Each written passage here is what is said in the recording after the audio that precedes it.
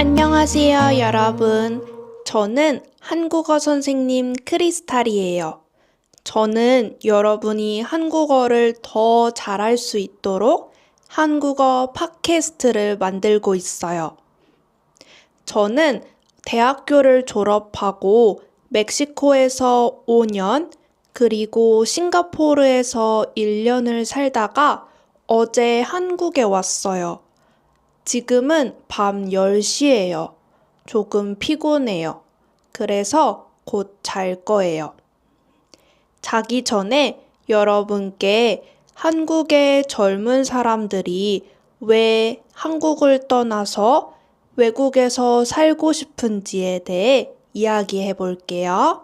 먼저 지금 한국의 20대, 30대들이 어떻게 살아왔는지에 대해 이야기해 볼게요. 한국은 정말 작은 나라고 천연 자원이 거의 없어요. 특히 일본 식민지와 한국 전쟁으로 정말 가난했어요.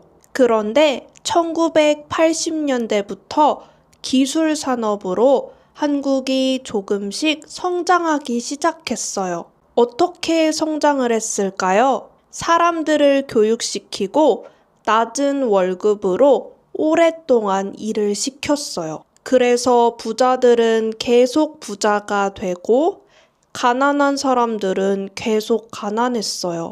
삼성이나 LG, 현대와 같은 큰 회사들을 대기업이라고 해요. 이런 대기업들은 더 많은 돈을 벌기 위해 같이 일하는 작은 회사들, 중소기업들에게 아주 적은 돈을 줬어요. 그래서 평범한 사람들이 돈을 벌기 위해서는 대기업에 가야 했어요. 많은 사람들이 어렸을 때부터 대기업에 가기 위해 경쟁을 많이 해요. 대기업에서 일할 수 있는 인원은 정해져 있으니까 자격 조건이 점점 높아져요. 부모들은 자식들을 대기업에 보내기 위해 초등학생 때부터 학원에 보내요. 이렇게 학생들은 초등학생 때부터 대학생 때까지 정말 열심히 공부해요.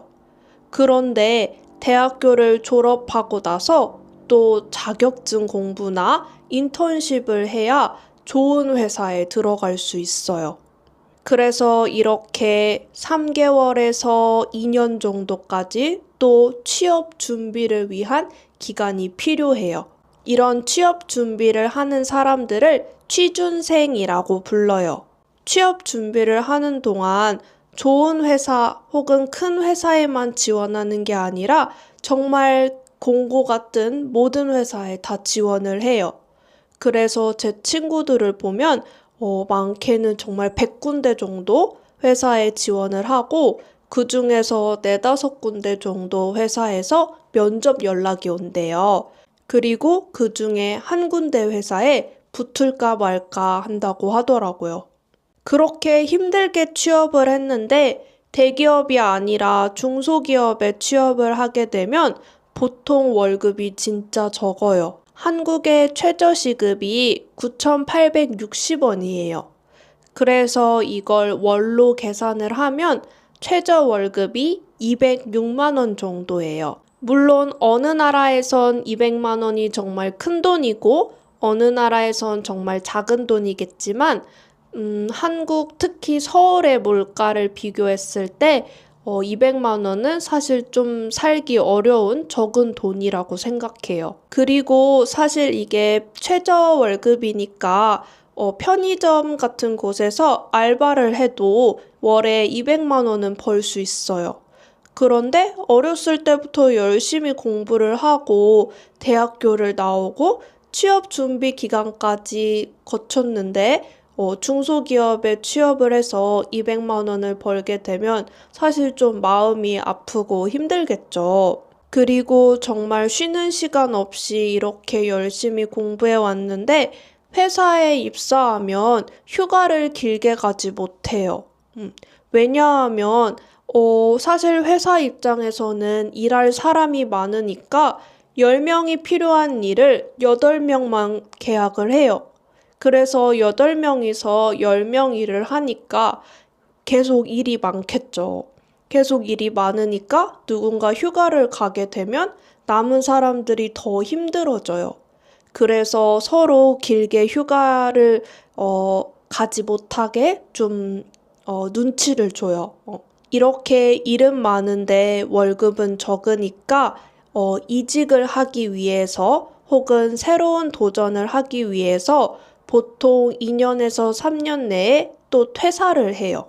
이렇게 어렸을 때부터 남들보다 더 잘 살기 위해 공부도 많이 하고 노력했는데 현실은 대부분의 사람들이 중소기업에서 적은 돈을 받으면서 일해요. 특히 서울은 물가도 비싸고 집값도 정말 비싸요. 예전에는 사람들이 열심히 일해서 집을 사야지라는 목표로 계속 꾸준히 열심히 일했는데 요즘은 열심히 일해도 서울에서 집은 못 살 것 같은데 라는 생각에 쉽게 퇴사하거나 포기를 많이 해요. 그리고 이렇게 저축을 하는 대신에 사치를 하는 사람들도 많아졌어요. 특히 SNS를 많이 사용하면서 명품이나 호캉스, 골프, 파인다이닝, 해외여행 같은 걸 자랑하는 사람들이 많아졌어요. 네. 물론 돈이 많고 여유가 있어서 그렇게 즐기는 사람들도 있겠지만, 대부분은 사실 좀 저축을 하는 대신에 어차피 나는 이 돈으로 집도 못 사고 차도 못 살 거야. 이렇게 포기를 하고 그 돈으로 사치를 하는 사람들이 정말 많아졌다고 하더라고요. 그리고 또 그런 걸 보고 남들과 비교하면서 나는 왜 이렇게 가난하게 살까? 나만 힘든 걸까? 라고 생각하면서 우울해지는 사람들도 많아졌어요. 또 특히 연예인들은 돈을 쉽게 번다고 생각해서 연예인들이나 유명인들에게 온라인으로 악플을 다는 사람들이 많아졌어요. 사실 자기 인생이 정말 재밌고 만족하면 남들의 실수나 남들의 일에 그렇게 관심을 갖지 않잖아요. 그런데 정말 작은 실수나 작은 일에도 안 좋은 댓글을 남기는 건 그 사람들이 마음에 병이 있다고 생각해요. 아무튼 한국은 나라가 정말 작고 자원은 한정적인데 사람들이 교육에 집중을 해서 교육 수준이 정말 높아요. 그러다 보니까 다들 좋은 직업을 갖길 원하고 그 좋은 직업, 좋은 회사는 한정적이니까 서로 경쟁을 진짜 많이 해요. 근데 예전에는 한국에 살 수밖에 없으니까 그런 현실에 좀 순응하면서 어쩔 수 없이 그렇게 살았는데 요즘은 한국 사람들이 외국 사람도 마찬가지고 해외에 나갈 기회가 정말 많아졌어요. 한국의 회사들이 글로벌 회사가 많아서 해외에서 한국 직원을 뽑기도 하고 한식당이나 미용실 같은 K-푸드, 뷰티 같은 곳에서 한국 사람을 뽑기도 하고 아니면 또 글로벌 회사나 글로벌 가게, 음식점 이런 곳에서도 한국인을 뽑아요. 그래서 요즘 젊은 사람들은 한국에서 사는 게 정말 힘들다고 생각을 하면 해외에 많이 나가는 것 같아요. 특히 요즘 한국을 헬조선이라고 많이 부르는데 조선은 한국의 옛날 이름이에요. 그만큼 한국에 사는 게 정말 지옥 같다는 말인 것 같아요. 물론 외국에 산다고 다 행복한 건 아니에요. 나라마다 다르겠지만 외국에선 가족도 친구도 없고 내 집도 없잖아요. 그래서 정말 아무것도 없는 상태에서 시작하는 사람들이 대부분이고 2년, 3년이 지나면 사실 사람들이 그립고 음식도 그립고 문화도 그리워서 돌아오는 사람들도 정말 많아요. 저 같은 경우에도 해외에 6년 정도를 살고 이제 한국에서 다시 정착하기 위해서 돌아왔는데 그동안 한국이 정말 많이 그리웠지만 막상 한국에 오면 내가 여기서 잘 살 수 있을까? 이 치열한 경쟁 속에서 살아남을 수 있을까 하는 고민이 많이 되기는 해요. 특히 해외에 사는 한국인들이 항상 나는 한국에 살고 싶지만 한국에서 일하고 싶지는 않다라는 말을 진짜 자주 해요.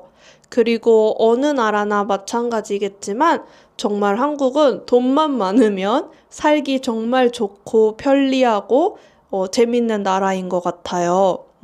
그래서 저처럼 평범한 사람들이 살기에는 사실 많이 경쟁해야 되고 많이 노력해야 되고 그렇게 노력해도 정말 노력했는데 보통의 삶을 사는 경우가 많아요. 그러니까 정말 남들처럼 보통의 평범한 삶을 살기 위해 노력을 해야 돼요. 오늘은 제가 대학교를 졸업하고 왜 한국에서 살지 않고 해외에서 일하는 걸 선택했는지에 대해 여러분께 이야기를 해주고 싶었어요. 물론 드라마나 영화를 봐도 한국 문화를 많이 알 수 있지만 보통은 좋은 문화에 대한 이야기만 하더라고요. 물론 한국에 좋은 문화들이 정말 많아요. 그런데 이렇게 솔직하게 불편한 점에 대해서 이야기하는 사람들은 별로 없으니까 제 영상을 통해 여러분들이 한국 사람들이나 한국 문화에 대해서 더 잘 이해할 수 있었으면 좋겠어요. 네, 그러면 오늘 영상은 여기까지고 우리 또 다음 시간에 재밌는 이야기 해봐요. 안녕!